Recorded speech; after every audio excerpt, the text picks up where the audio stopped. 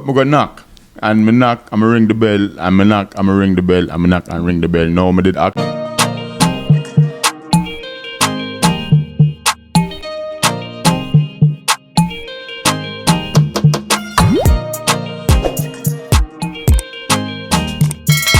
Once again, guys, welcome back to the Pre-Foreclosure Door podcast, where we talk everything pre-foreclosure, also real estate and investing. My name is Andrew. Half of the door to the right, you have the next half. Introduce yourself. Hey everyone, for those that are new, my name is Chacole, aka the Bank Whisperer. Yeah, and guys, as I know, some have a different concept for the podcast. Some never really want to kind of make it be this educational thing, because I want to leave the whiteboard session for that. So for the podcast, I decide to kind of review my week, and because we always have interest in, if you had guys listen, if you had a pre-foreclosure every single day, 7 days a week, trust me, you gotta have enough experience at the end of the week for come make some content about it. So that I want to decide for the kind of run my week by week and share my experience, because that's the only unique thing I have. Everything else dep on the internet for to learn. What do you think about the concept then? No, I definitely agree. I feel like sharing our experiences with them is way more exciting, and then they can absolutely learn from our experiences. And maybe if they encounter a situation like that, like you said, they can take something from it. They can learn from it. Of course, for me, you know me, I just want to in front of the camera and talk about what is it that I love to do, which is helping people. Now, this week, we have a very interesting one. As I know, we drive an hour and a half to Macon, and just a hunch that this guy needed some help. How you find that experience? So what was that? Talk to them about that experience, that story.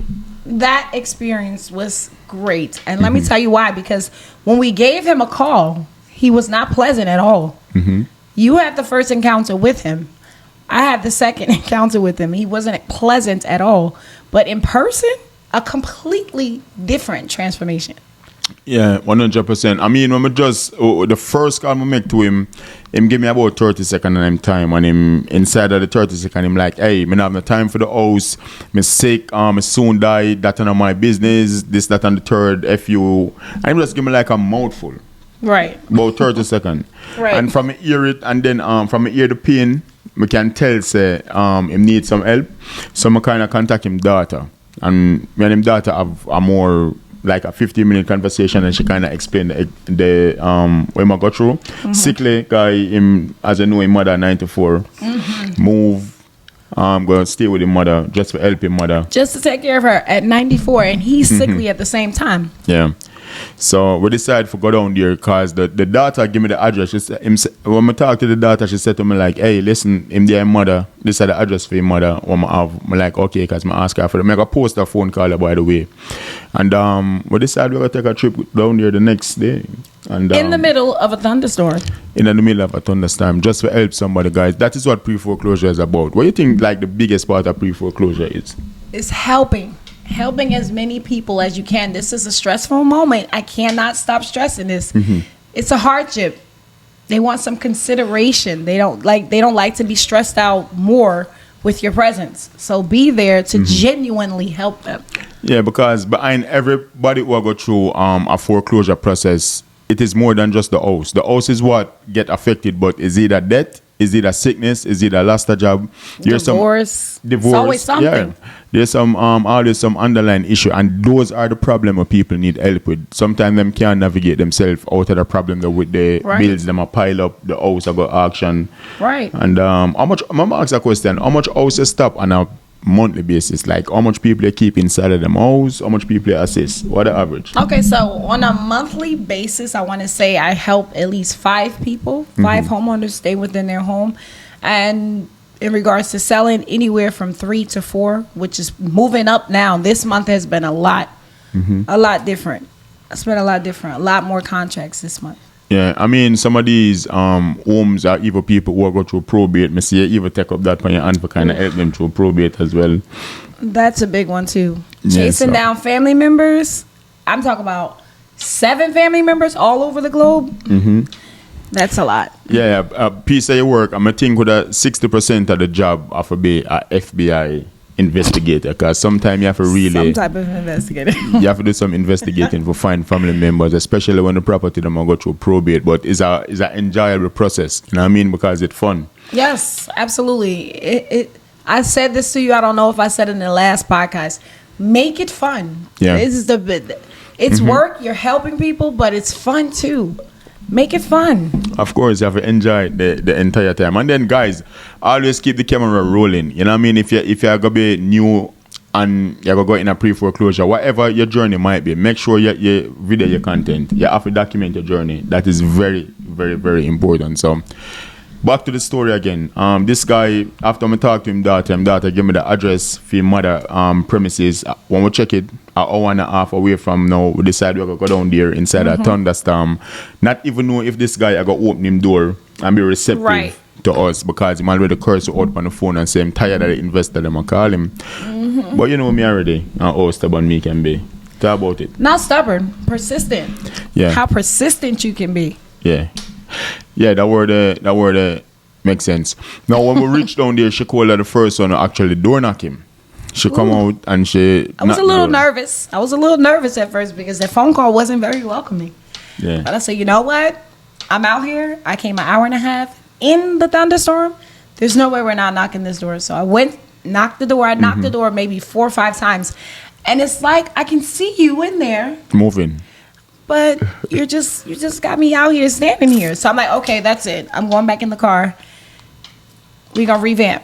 Tell them what you thought. But you see the neighbor. What the neighbor say? Oh, I absolutely saw the neighbor. So I said, hey, how's your relationship? Oh, with the neighbor. How's your relationship? Oh, I don't talk to no neighbors. I don't deal with no one over here. I'm like, okay, ma'am, you have an absolute great day. And I got back in the vehicle. No, they said the guy's neighbor I wash our car, so we ask her, because we are knock the door and can't get through to him. So we ask her, like, hey, you know if Jack, because his name Jack, right? You know if Jack over there? She's like, oh, no. She's like, no, I have no parts to do with none of my neighbors. Leave me alone. I don't talk to none of them. We stay to ourselves. I'm like, okay, ma'am, no problem. You're 2 feet, not even away from your neighbor's house. That's wild. Yeah, she could knock him.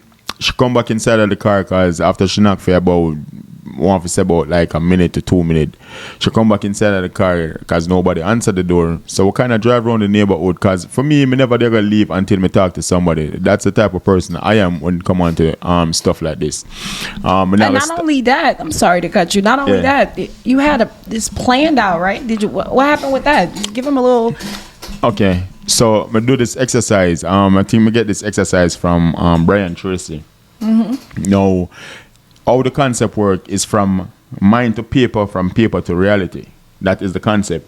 So for me now, we went there the Sunday, which was last week Sunday. So the Saturday night before we go sleep, I end up write it out in a story form as to how the Sunday I go play out. So I write it from the time we wake up 5 o'clock inside of the morning, every single thing we gonna do. So I kind of create reality upon the paper.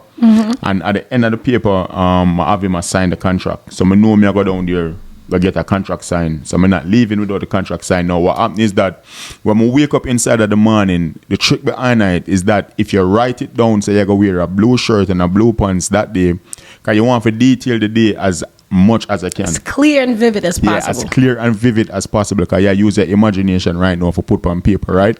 So for me, I write down everything. And from I get up inside of the morning, the very first thing I write down was not to hit the snooze button. So I know I have to follow every single thing when I put down on the paper in order to have the success. Be intentional. At the end of the story, so I have to be intentional. So at the end of it, I write, so I'm going to sign the contract and that date, because I date it, when I say tomorrow, I date it, the exact date.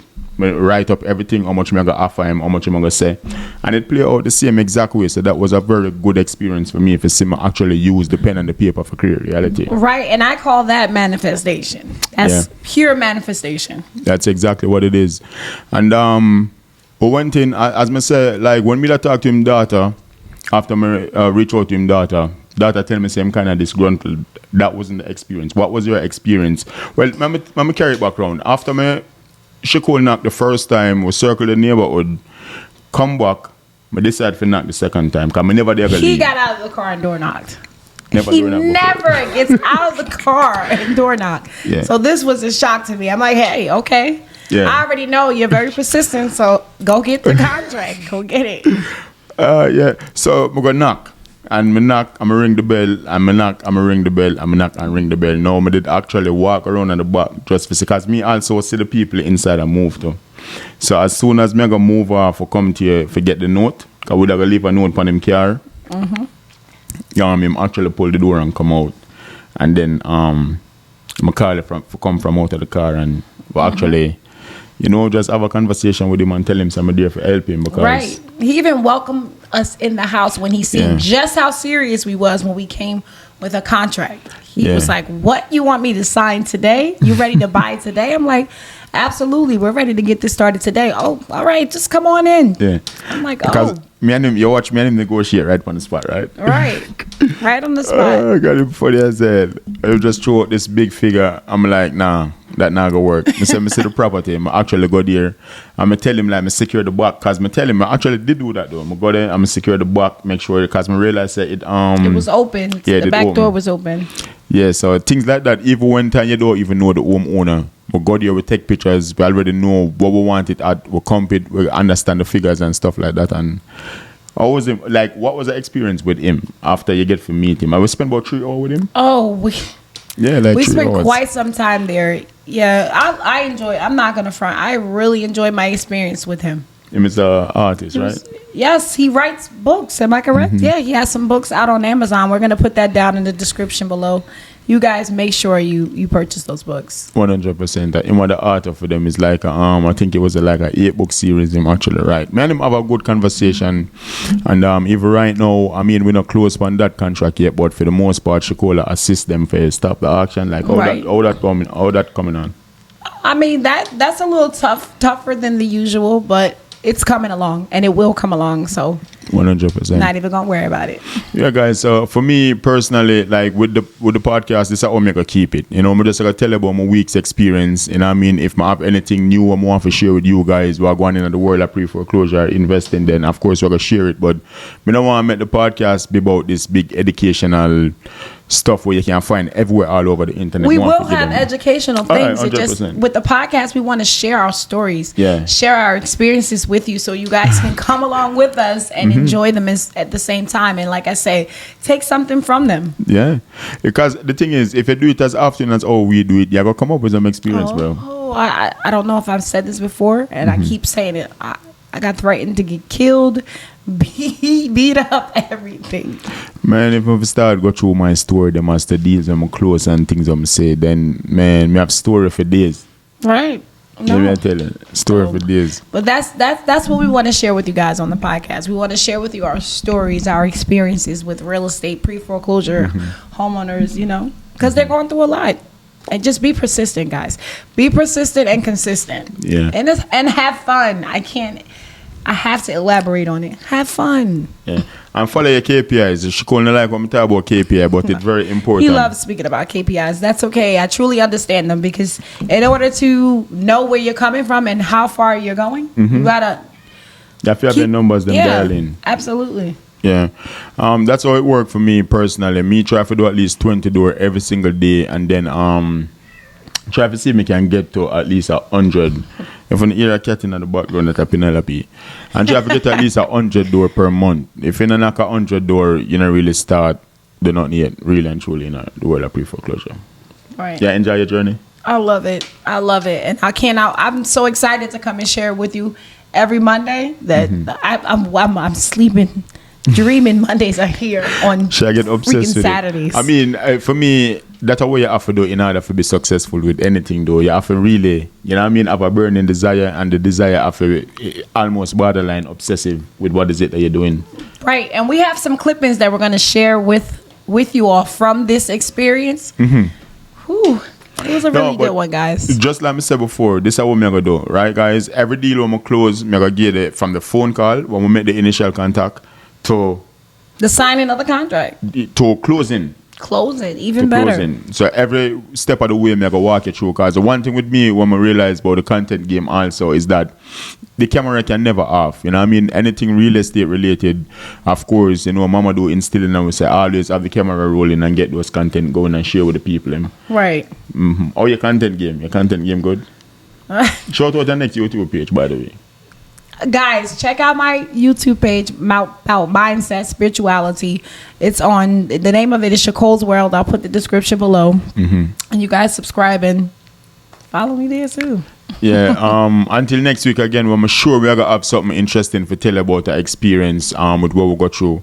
We're gonna start fine-tune it. Once we get a hang of it, we're gonna start to fine-tune the story time part of it. But guys, see you again until next week.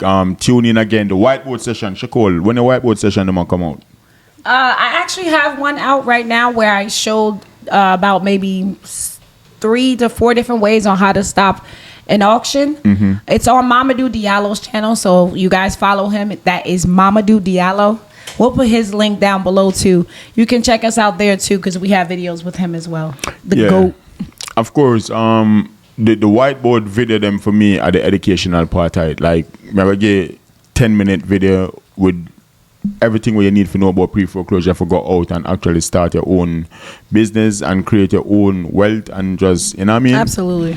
Become somebody your own self. But once again, guys, we're out. Jamaican wanna come in. Howdy. The back of field look dark and cloudy. I'm out. Later.